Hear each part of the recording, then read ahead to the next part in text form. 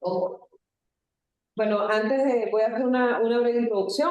Este diseño de investigación o esta investigación está enfocada en lo que es lo derivado del neoinstitucionalismo, a la dependencia del sendero y a la teoría de las organizaciones complejas.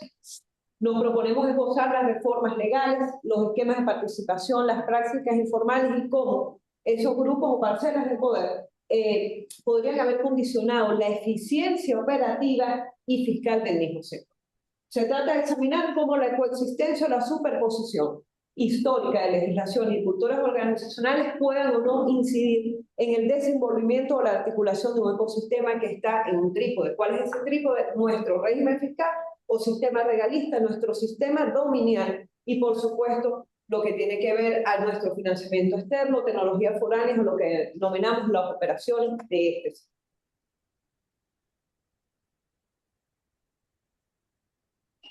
Con respecto a lo que es el planteamiento del problema, bueno, primero quiero llegar a qué eventos me llevaron a mí a considerar este tema de investigación o llevar esta investigación que en ciencias, podríamos decirlo en ciencias duras, nos vamos más a los temas operacionales y suficiencia. ¿Por qué buscarlo dentro de lo que son las políticas públicas o qué es lo que es el aporte como tal a la ciencia y al desarrollo? Lo primero es que desde la praxis, una de las cosas que se puede denotar es que aún con las normas y las reglas de un ente regulador que es más que centenario, sigue estando posicionado o supra las condiciones de una operadora estatal, con esa intención o esa mentalidad de que nos encontramos dentro de un sistema donde tenemos una supremacía por ser quien tiene los recursos, por ser quien es el que explota el subsuelo. Sumado a eso, tenemos una segunda condición, ¿no? Desde hace unas décadas hemos visto cómo los planes operativos de la operadora, y eso impacta en su eficiencia y la eficacia de la explotación de un recurso que pasa a ser un patrimonio natural, ha sido, digamos, no cumplido en el tiempo.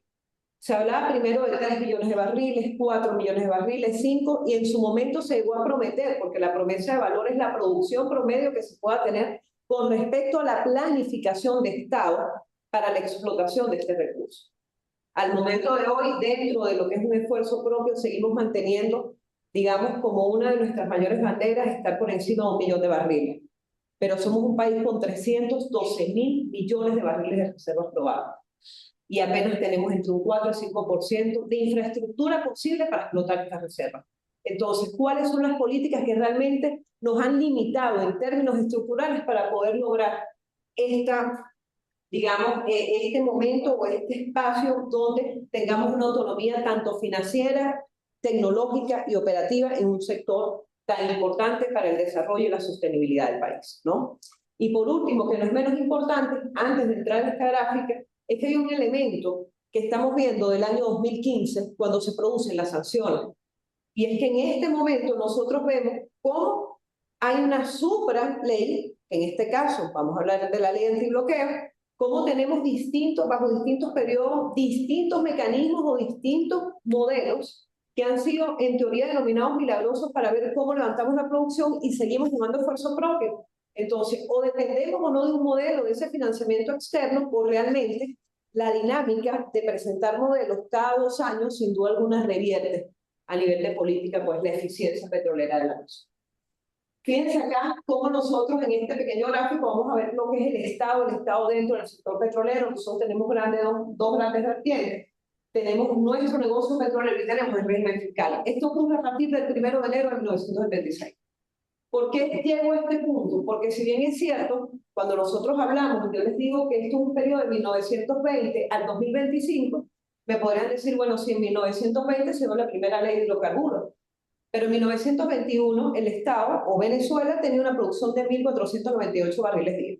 Cuando teníamos, por ejemplo, en México, un pozo, Cerro Azul, que tenía 57 millones de barriles producidos en un año.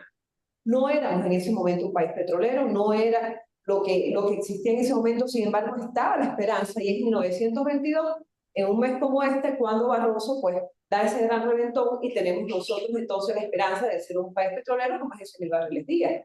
Pero esa es la posición de aquel momento. Cuando nosotros tenemos la visión en este momento, nosotros decimos, bueno, en 1928 éramos el primer exportador de crudo en el mundo y el segundo productor. 6 años después del Barroso. ¿Qué pasó en esa continuidad de las políticas? ¿Qué pasa a partir, por ejemplo, de 1975, cuando ya tenemos esta imagen y vemos que somos responsables del régimen fiscal, pero también del negocio petrolero? Dos eventos que son, o dos organizaciones que son completamente diferentes y distantes una de la otra. Una regula y distribuye, la otra tiene un manejo y control. Esta empresa asume riesgo. Esta empresa necesita un financiamiento. Hay un tema cíclico que debe permitir que haya un sostén para poder llegar a esa eficiencia y esa operatividad. Mientras que el ministerio es aquel que debe regular y debe condicionar a través de la planificación de Estado cómo debería estar esta empresa vinculada a las políticas públicas de desarrollo económico de la nación, ¿no? Cuando nosotros nos encontramos acá y vemos esta figura, hay algo que es bastante también importante, y es que en los últimos 20 años nosotros hemos tenido acá una dualidad de los cargos. Y al tener una dualidad de los cargos, ¿en qué momento yo me quito una cachucha para ponerme la otra y decir cuándo realmente el ministerio debe poner esa condición sobre la operadora, o cuándo la operadora va a rendir las cuentas del ministerio? Y esto yo creo que es bastante importante en general y obtener ese punto crítico con respecto a la gobernanza dentro de este sector. Como decía Valencia García en el 2007, el tiempo sociohistórico es una construcción social compleja en la que confluyen hechos con temporalidades y circunstancias diferentes, lo que supone interpretar que la institucionalidad petrolera venezolana se originó en tensión entre arreglos institucionales formales, que es lo mismo que tenemos en muchas normas, en cierres y prácticas sociales y tradiciones informales. Error medio. Aquí son tradiciones informales. Y es como esa institucionalidad que es formal, pues se ve ligada a esas tradiciones o esas culturas o esas organizaciones, pues, que pasan a ser informales. Fíjense cómo nosotros acá ya variamos y comenzamos a trabajar, porque si ya lo que ha sido importante a lo largo de esta legislación petrolera o de este sector petrolero ha sido cómo se han manejado los esquemas de participación con un sistema dominial que viene de la colonia. ¿En qué momento nosotros, como responsables de la concesión y otorgamiento de cada una de estas concesiones, nos vimos a llegar a que pertenece el 100% del Estado y tenemos unas empresas mixtas que son nada más y nada menos que 45, y dentro de esas 45 tenemos también los nuevos desarrollos, que dentro de este estudio, aunque son empresas mixtas, lo trabajaremos diferente, porque los nuevos desarrollos tienen unos esquemas completamente, digamos que tuvo unas grandes excepciones, como una producción temprana, excepciones tributarias, que se manejaron muy diferentes a las otras, pero que a partir del 2006, una vez creada, pasa el año 2010 al 2025, pues su producción sigue siendo casi cero, o digamos por debajo del 5% del cumplimiento de su plan operativo anual.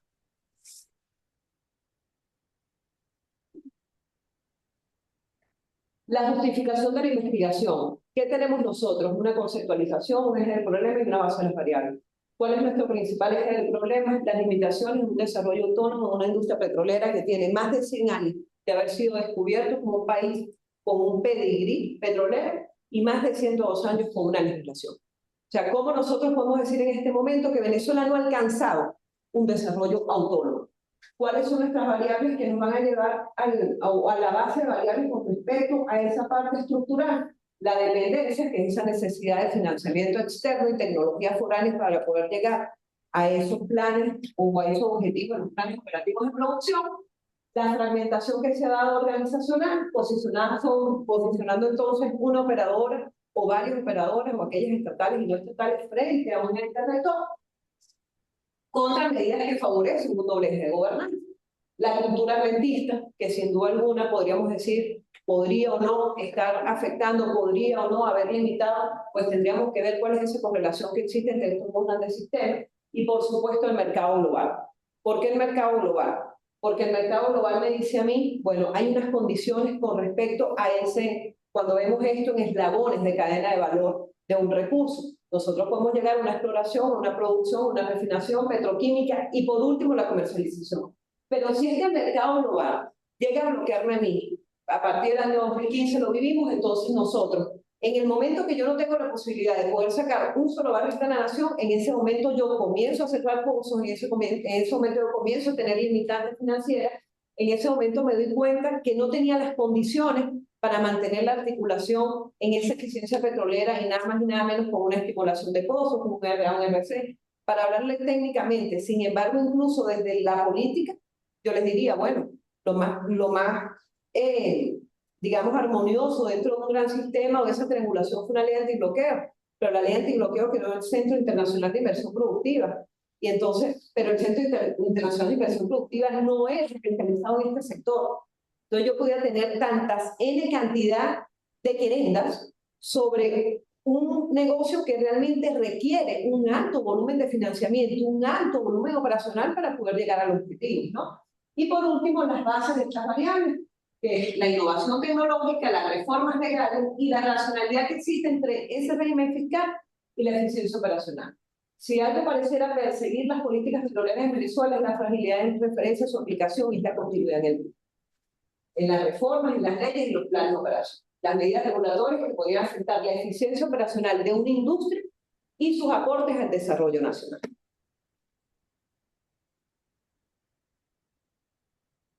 Los interrogantes que rigen la investigación. Bueno, la cosmovisión de este sector conlleva hegemónicamente y todavía es influyente de ciertos elementos que son bastante importantes y hay que decir, porque no ha cambiado. Primero, que es un recurso natural abundante y estratégico. Segundo, que es un motor de desarrollo económico. También se plantea como un enfoque o como una fuente de poder geopolítico. Es una fuente de extracción y producción, por tanto, de acá denominan lo que son las teorías de dependencia y extractivista. Además de esto, tiene la visión lineal de desarrollo, sumado a que, como pocos sectores, pues pueden internalizar las externalidades culturales, tanto de ambiente que puedan precedir de sociedades que se instauren en donde se hace su explotación, y eso es muy importante. Además de esto, tenemos todo lo que tiene que ver con su ingeniería y la tecnología, pero aún así, sin embargo, en las últimas décadas hemos tenido tres aspectos que son desafíos estructurales de este mismo sector. ¿Y cuáles son? Lo que llamamos nosotros la transición energética, nada más y nada menos que lo sostenible, y sobre todo lo que llaman la economía circular. Y estos tres puntos son importantes tomarlos en cuenta al momento de hacer un nuevo análisis de cómo ha sido el comportamiento de este sector. Porque si bien nosotros, cuando vemos en las distintas fases que se han realizado, en el año 75 con su nacionalización, en el año 90 hay una apertura, en el año 2000 tenemos entonces un nuevo, digamos una nueva racionalización, o realmente se da otro esquema con respecto a la participación, pues cada una de estas no es el tiempo que tenemos ahora. No es el tiempo, no estamos en el 2025 donde tenemos no solamente una Venezuela, no solamente un Colombia, un Brasil, una China, Rusia, Estados Unidos explotando hidrocarburos. No, realmente el mercado tiene cómo responder ante las necesidades como fuente energética, ¿no? La primera pregunta es ¿por qué las reformas del sector no han priorizado esquemas que le permitan avanzar en la integración eficiente de la cadena de valor de los hidrocarburos? La segunda, si es que el debilitamiento del ente regulador y el sostenimiento de las políticas públicas han sido en parte producto de un solapamiento institucional por estos mismos entes de gobernanza y la ambigüedad funcional en el sector petrolero. Lo tercero, ¿qué factores han limitado el Estado la sustitución de las exportaciones en materia prima? Por ejemplo, ¿por qué no se han generado alianzas estratégicas orientadas a la exportación de productos con mayor valor agregado, otros derivados de los hidrocarburos? Es decir, ¿en qué momento nosotros pasaríamos ese modelo de ser un exportador de materia prima a ser un exportador de productos derivados? ¿Cuáles son las principales variables que han distorsionado las funciones del ente rector y qué medidas se requieren como política del sector de los hidrocarburos que permite evaluar desde las últimas reformas su impacto en la operatividad y eficiencia de los resultados? Con respecto a los objetivos, pues su objetivo general, aquí voy a tener que mover, me permiten, para no, como dice el doctor Pirela, no son más de 25 minutos, parece.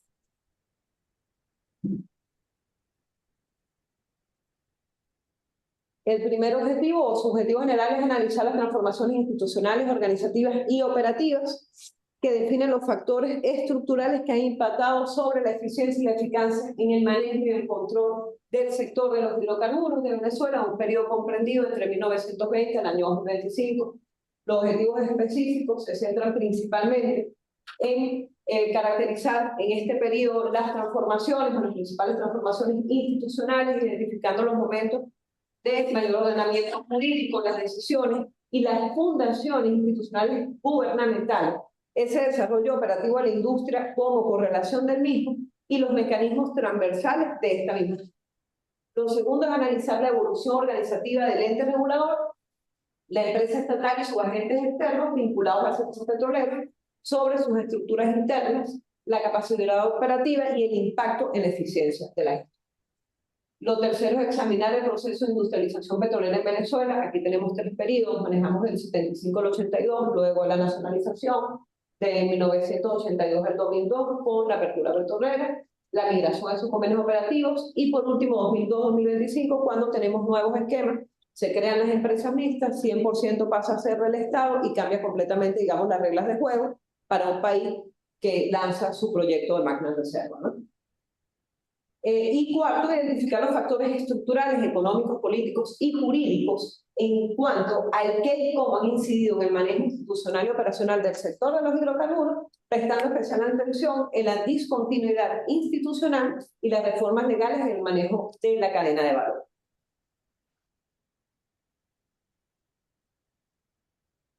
En cuanto a la aproximación teórica, nosotros vamos a tener un enfoque histórico institucional. Realmente cada una, cuando yo les decía, bueno, esto viene derivado de un enfoque neoinstitucionalista, de la dependencia del sendero y de la teoría de las organizaciones complejas, porque también está ligado a lo que es la teoría sustantiva, de la teoría de los equilibrios dinámicos, porque hay una realidad. Cuando nosotros hablamos de políticas públicas, la política pública está en un tiempo, y ese tiempo pues sigue en continuidad mientras la política sigue quedando sostenida en un momento único, un momento sociohistórico, una condición única. Con un ejemplo bastante rápido que está dentro de este estudio. Nosotros cuando en el año 2006 decidimos y se da la última reforma en la ley de hidrocarburos, pues viene nada más y nada menos que un boom petrolero, tenemos unos precios muy altos. Cuando lanzamos o cuando nosotros decimos vamos a un nuevo esquema dentro de las empresas mixtas, o es un joint venture, tenemos los nuevos desarrollos. O sea, tuvimos 6 empresas que decidieron ir a un nuevo desarrollo donde la promesa de valor eran mejoradores. La promesa de valor eran más de 6.500 pozos, más de 2 billones de barriles. Y entre 2 billones de barriles estamos hablando que por lo menos estamos hablando de 800.000 barriles de nafta. O sea, era el deseo de cualquiera que conociera ese margen pasivo de la faja petrolífera del Orinoco. Poder tener unos nuevos desarrollos que solamente ese pequeño eje pues pudiera cubrir 2 millones de barriles para un mercado que era completamente apetecible como era en su momento. Tenemos la perspectiva económica política y es el devenir de en qué momento las acciones políticas van de la mano con la eficiencia petrolera y cómo esto confluye con eso cada una de las variables internas y externas, su representación organizacional y estructural y como le explicaba la teoría sustantiva de los equilibrios. Fíjense que este enfoque histórico, que estos son estos cuatro esquemas acá, tomando en cuenta que las corrientes de pensamiento precedentes estarán enfocadas en lo que es el determinismo histórico. O sea, realmente cómo hemos manejado nosotros ese pasado para llegar a este presente y qué buscamos hacia el futuro. No es que vamos a plasmar a través de este trabajo de investigación cuáles serían las políticas, no. Pero sí realmente conocer esos puntos críticos que hasta ahora nos han generado una discontinuidad en referencia a las políticas y la eficiencia petrolera del sector. Para nosotros lo más importante o lo nuevo que estamos enfocando en este trabajo es el institucionalismo en redes, que lo tenemos de Peter Boyle del 2017, que son los nuevos enfoques. Y es una variedad novedosa de institucionalismo porque está constituido por redes, es decir, que generalmente son informales, pero están dentro de cada una de esas instituciones formales y nos pueden estar nosotros tergiversando o crear una divergencia en cuanto a los objetivos que esperamos como institución o como organismo.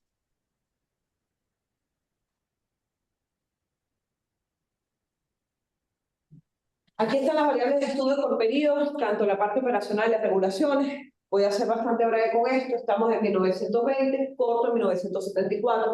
Fíjense que en ese momento había empresas nacionales, transnacionales, hay una prenacionalización, se crea la CBP y se crea la OPEC. Todavía no se consideraba crear Petróleos Venezolanos.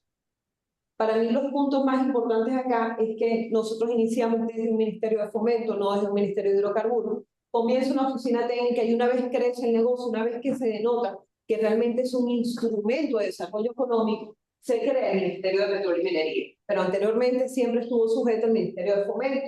Y fíjense cómo en 1938, cuando en 1920 se crea la primera ley de hidrocarburos, 18 años después, es que se incorpora el Estado para participar en la actividad petrolera.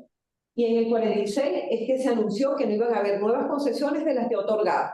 Entonces ya lo que teníamos para ese momento en términos de facilidades de superficie o lo que teníamos adelantado en términos de estudio, pues ya se estaba proyectando a buscar unas condiciones diferentes en cuanto al régimen fiscal y lo que era en su momento la creación del impuesto sobre la renta. En el año 60 se crea la OPEP y la Corporación Venezolana de Petróleo. Fíjense que a partir del 75, que en este momento ya se nacionaliza la industria, hay una creación de una PDVSA como casa matriz, pero tenía 14 filiales, ¿no? Y dentro de esto CBP pasó a ser, no estuvo, digamos, lateral, no fue homólogo, no pasó a ser parte de PDVSA. Y actualmente la Corporación Venezolana de Petróleo tiene 45 empresas mixtas. Y cuidado, no está por encima del 53-54% de la producción nacional, pero sigue siendo una PDVSA. O sea, PDVSA pasó a tomar el control de todo lo que era esa hegemonía en términos del sector petrolero en Venezuela. Ahora bien, con 14 filiales se adiciona a la caja del Estado las ganancias, pero aquí pasa lo importante, ¿no? Hay una presencia de una cultura de negocio forárea y comienza una brecha de desigualdad con el tema costo-beneficio. Es decir, que aún cuando nacionalizamos, pues seguían siendo esas transnacionales las que ejecutaban las operaciones. Y más allá de esto, se crea PETIBEN, pero hay un volumen de producción más alto de la industria, 69-70, y fueron 3.700.000 barriles por día.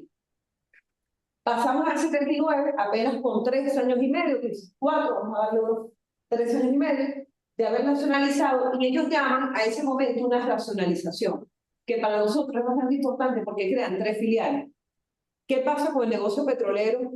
Que es un negocio petrolero que, a pesar que tiene una sola industria, es un sector petrolero territorial. Las condiciones de Occidente no son las mismas de Oriente, no son las mismas de FAA, y eso hace que esto sea una empresa dinámica, es decir, que su plan de negocios no está atado a una sola condición de producción, sino que su eficiencia va a estar de acuerdo al lugar donde se esté ejecutando la operación.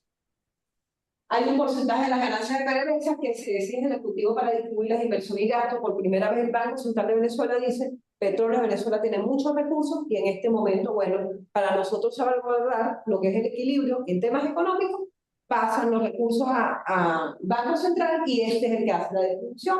Entonces en este momento ya comienza el Petróleo de Venezuela a perder, digamos, esa autonomía con respecto a su financiamiento. En 1990 se da una liquidación energética de yacimientos, y es decir, el mismo sostenimiento de la base. A partir de 1991 a 1999 se da la famosa apertura petrolera, fueron 3 grandes rondas donde hablaron de unos campos marginales. Para quienes somos de la ciencia dura, somos ingenieros en el área, no eran campos marginales, sin embargo se dan las licencias y se crean esos convenios. ¿Qué tenemos acá? La faja petrolífera tenía un régimen especial de impuestos que ahora no existe, y hay un aumento sostenido de la producción hasta que se alcanza en el 99, 3,3 millones. Es decir, 3 millones. Últimos 25 años de la industria, tenemos una estructura operacional y una estructura de ente regulador.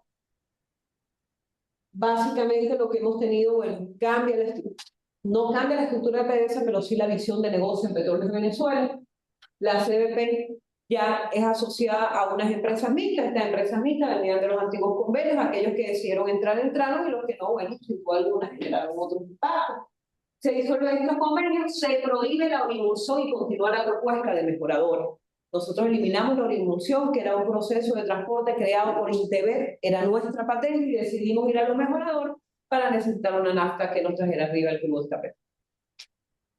Se crea el bono de la República. No es que antes no existía, el bono de la República existió incluso en épocas anteriores, pero se creó un bono que decide más o menos cuál es el tasaje, según el campo, según digamos, la exploración al riesgo y su producción, y es, digamos, un primer paso a tomar ese campo, ¿no? Del año 2009 al 2012 se crean los nuevos desarrollos, se aprueba un nuevo régimen fiscal, y es lo que denominan ahora una plena soberanía petrolera.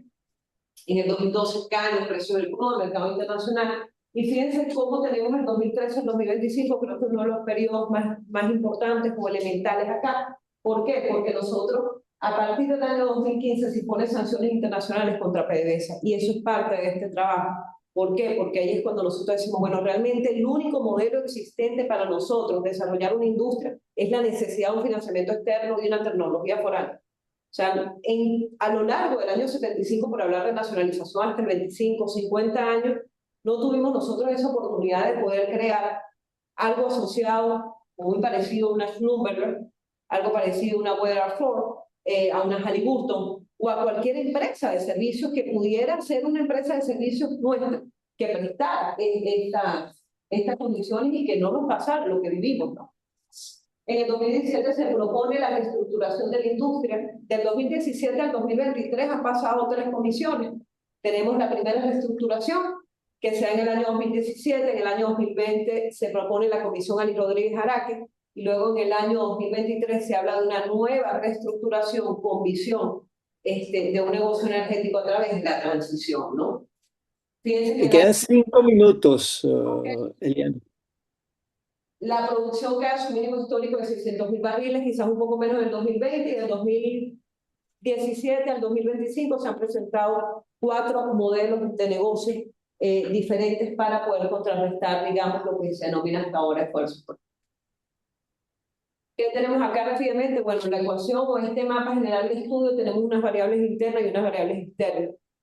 ¿Cómo vamos a manejar la correlación como tal? Bueno, fíjense que las rojas son aquellas que podrían aportar a mis variables internas y estas azules serían aquellas que pueden hacer más o pueden tener una correlación directa con las externas. La inversión en explotación de hidrocarburos es un factor que en tal caso de crecer a nivel internacional pues nos podría nosotros favorecer en términos de cambios de régimen fiscal o de leyes o normas como este regulador, lo mismo con las inversiones y necesidades de combustible que puedan darse. No estamos en el año 45, no estamos en el año 50 cuando el mundo estaba vorazmente necesitando una fuente de poder o una fuente de energía y estábamos nosotros, digamos, posicionados en ese momento. Hay nuevas condiciones, tenemos un tema nuestro que es confiabilidad operacional, desarrollo de tecnologías, los costos por barril, la generación de potencial frente a unas sanciones que todavía no siguen colapsando el desierto muerto. La metodología de la metodología de investigación está enfocada en un estudio multidisciplinario crítico, histórico, estructural y comparativo, ¿no? El estudio metodológico combina técnicas, análisis documental, histórico, institucional, teórico comparativo, vamos a analizar fuentes primarias, fuentes secundarias, de la revisión de leyes, decretos, informes, comisiones, discursos, incluso entrevistas a expertos, para poder lograr un complemento incluso con la literatura de historia de petróleo, economía política y manejo de organización. Esta no va a pasar, pero... El dominio de la variable según el periodo de estudio, básicamente son 3 periodos. Tenemos 1920 al 1975, denominado la riqueza del subsuelo, el petróleo, el desafío nacional. Su dominio de variable son 5 para cada uno. Tipo de relación institucional del momento, régimen fiscal, participación estatal, operadores, mecanismo de control del sector y su capacidad. Tenemos 1926-2005, nacionalización petrolera, el dueño del negocio, la renta y su derivado. Y por último, del 2006 al 2025, denominada la continuidad de la reestructuración de la industria petrolera, instintos de supervivencia.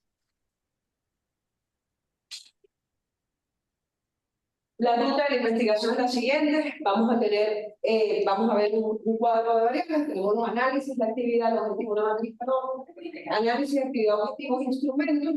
Entonces tenemos el análisis histórico institucional de 1920 al 2025, la creación de una línea de tiempo sobre las reformas, funciones, cambios, transformaciones y rupturas institucionales, con el objetivo de identificar patrones de continuidad y discontinuidad y cambios en la misma estructura entre ministerio, PDVSA o un tercero o definitivamente cualquier estatal o no estatal que estuviese dentro del negocio. Y el instrumento de la revisión documental primario, fuentes primarias y secundarias, análisis de leyes, decretos e informes. Luego vamos a tener una evaluación de las estructuras organizativas, donde vamos a identificar los modelos aplicados entre las organizaciones que ha tenido el ministerio, qué ha hecho el ministerio y realmente qué ha cumplido la operadora. En distintos periodos, centralización, descentralización, empresarial. El objetivo es resumir cómo las variaciones estructurales pueden incidir o no en lo que es la eficiencia del sector y sus instrumentos serán matrices comparativas. Vamos a utilizar una matriz ADI, entrevistas de expertos, análisis de informes de gestión y auditoría en el sector. Lo tercero es la identificación de racionalidades institucionales, por lo que me está atendiendo estos dos sistemas, el regalista y el dominial, que es la caracterización de las reformas según la visión técnica del negocio, de desarrollo o estrategia, es comprender a través de los objetivos los estímulos de cada reforma y su relación. Los instrumentos, análisis de discurso central, ministros, presidentes de PDVSA, discursos presidenciales, entrevistas a actores principales, luego viene el mapeo de actores internos y externos, que es la construcción de una genealogía de actores, Estado, PDVSA, empresas mixtas, OPEC y las transnacionales y sus estrategias de mercado. Analizar cómo interactúan para mantener un equilibrio dinámico dentro del sector, que son los precios del crudo, guerra, pandemia, o sea, cuáles han sido esos puntos de inflexión o esos puntos críticos que nos han llevado a nosotros pues, a esas fluctuaciones dentro del mercado. Y tenemos, por supuesto, como instrumento los estudios de casos, análisis de redes institucionales, revisión de acuerdos internacionales, contratos y otros. Y por último, la evaluación de desempeño y eficiencia. Es comparativo, el comparativo de la actividad es comparar los indicadores de producción, inversión, regalías y la sostenibilidad de los precios en el mercado. El objetivo es relacionar el diseño institucional con los resultados operativos del sector, series estadísticas, informes económicos y bases de datos. Aquí vamos a trabajar igual fuentes primarias y fuentes secundarias, que también nos va a permitir a nosotros tener al menos una relación de cómo está esa brecha entre lo que nosotros tenemos como Estado y qué es lo que está realmente simulando lo que es esa parte o esos agentes externos.